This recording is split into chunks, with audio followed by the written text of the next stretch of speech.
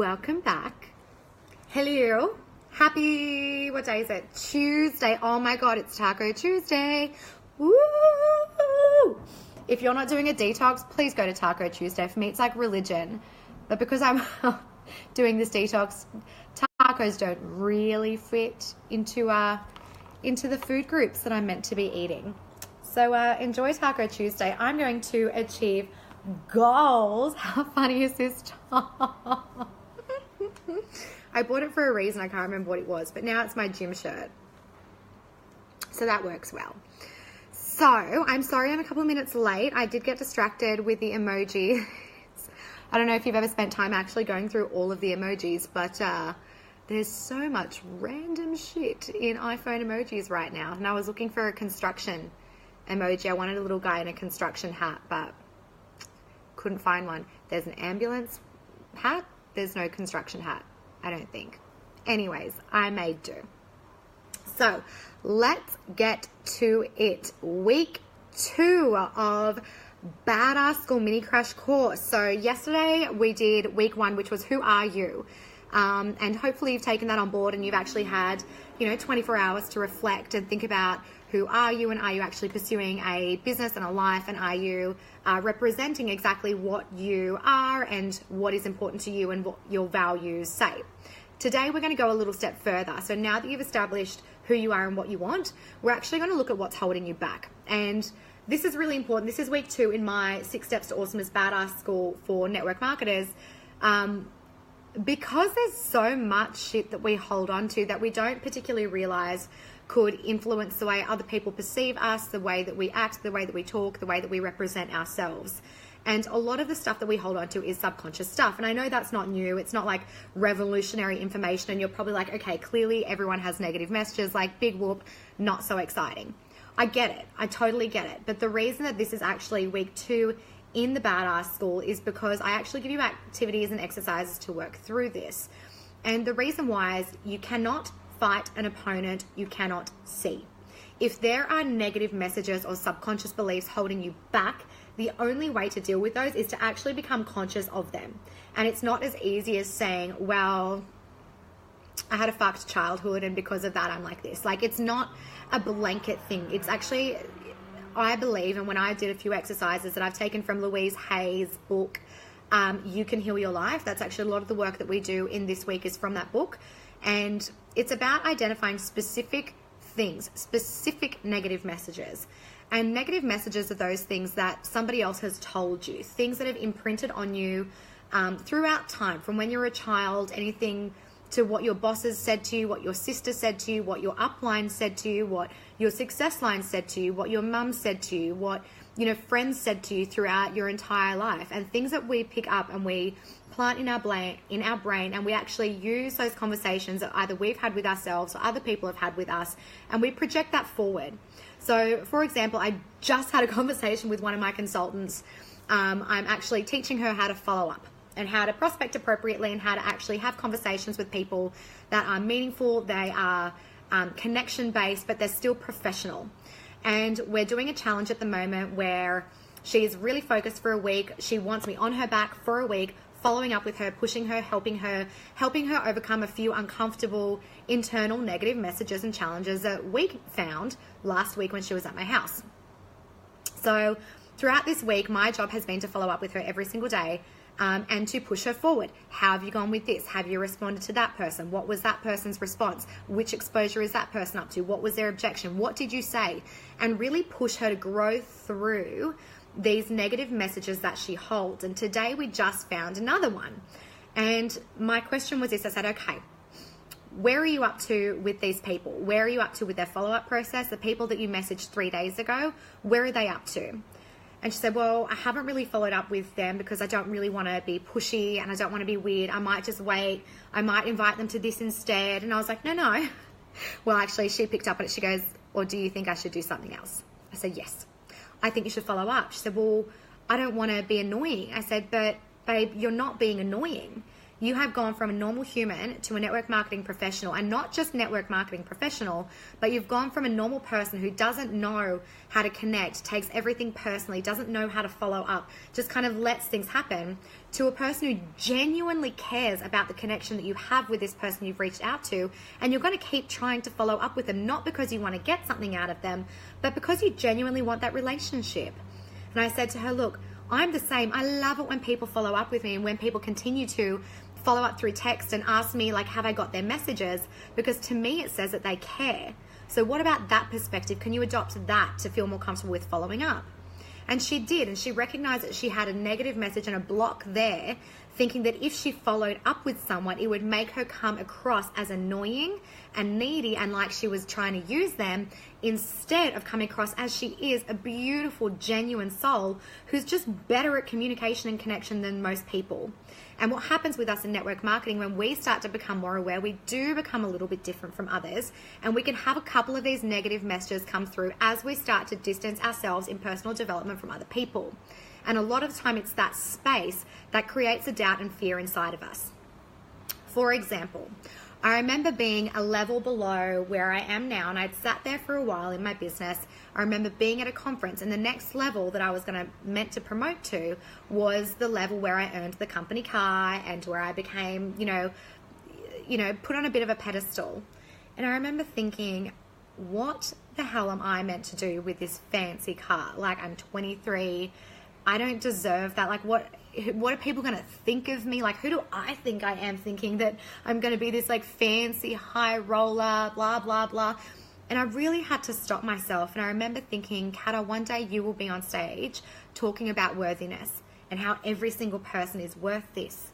But I caught myself in a negative cycle. So when I did this exercise, this activity that we do in week 2, which is cut the shit, I ended up with a full A4 page of negative messages of things that I believed about myself, about my abilities, about who I was, everything from, only bad people make money, and that you had to use people for money, which is why I used to push money away. I also never kept money in my account because I saw some things in my life which made me believe that as soon as you have money, somebody else will take it. So I remember making heaps of money, and I would spend it just as fast because I didn't want it sitting in my account, because I had a negative belief that if I had money sitting with me, somebody else would be coming after me to take it away from me. I had negative beliefs as fresh at that stage as I remember walking into a meeting one day with my network marketing business, and I can't even remember how the conversation happened, but somebody said to me in that room that day, KATA, people don't like you. They think you're a bitch. And she didn't care how she said it. She just said, people think you're a bitch. Your confidence is portrayed as arrogance. People just don't like you. And they also don't like, and then she went and picked on one of my consultants. People also don't like them. They find them annoying. So if you stand next to them, people are not going to like you, and you should really ditch that consultant. And I remember taking that message, and you should have seen, like, looking back now, I can remember exactly the situation. And I just remember my soul just drawing in and just crippling and buckling under that and going, oh, people don't like me, and people think I'm a bitch, and if I'm confident, people are not going to like me. So all of my beautiful energy, all of my beautiful confidence, which I came into the industry with, I crushed and I stuffed into a hole, and I didn't want to let it out because it was so important for me to be liked that I completely suffocated who I was and my bubbly personality for the sake of what somebody else told me.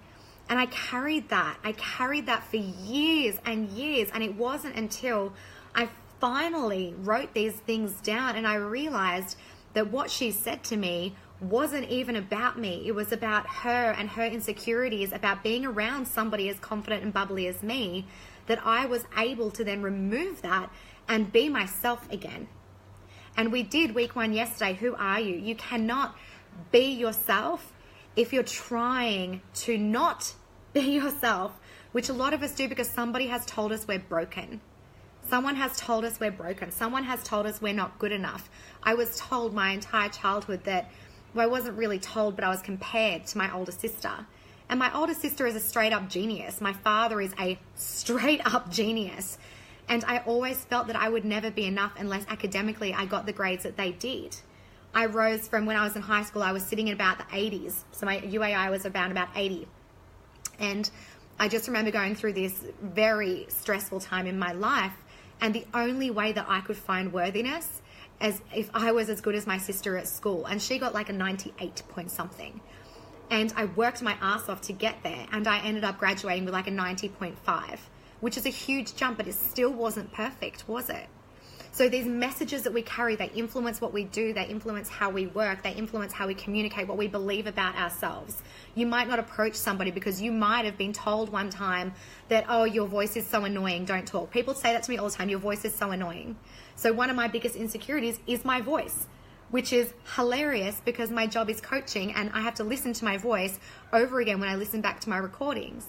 But by being aware that it's not my fear, it's not my insecurity, it's not my thoughts about money, about people not liking me, about being perceived as a bitch, about all of these things that people just drop and comment to us. When you can be aware and discerning and choose which messages to pick up and which messages not to pick up, this is where you find your personal power, and this is where actually judgment stops impacting you. And this is why I do a full hour, week long, I give it a whole week.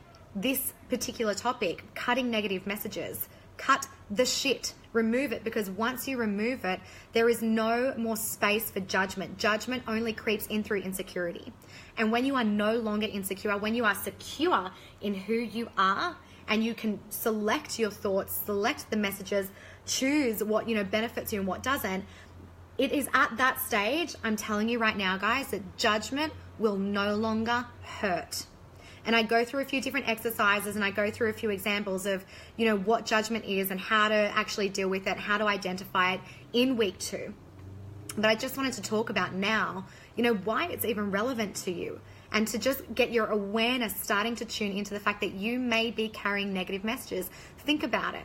If I said to you, you are a bitch, no one likes you, I guarantee some of you right now go, no, I'm not. And it won't bother you. But some of you will go, well, fuck you then. I'm not a bitch, and get really defensive. And that reaction tells me there's something unhealed in you. There's some belief, there's some doubt, and you go, oh my God, am I a bitch?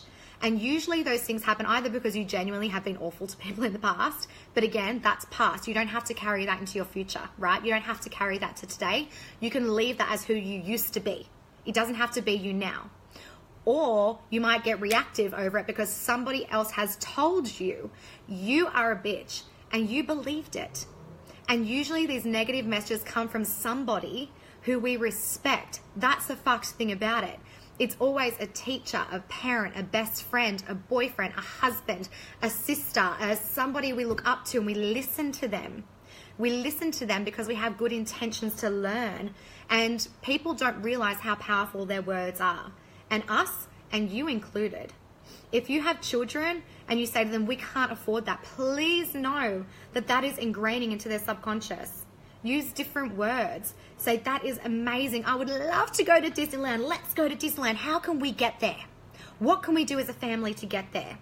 So change the way you have conversations with people too, because what you say imprints on them. If you are constantly telling your boyfriend or husband, oh, you're useless, you're lazy, you're terrible in bed, he's hot, that stuff is going to imprint on his brain. And you know what he's going to become? Useless, lazy, terrible in bed. He's not going to support you. You're going to break down his ego.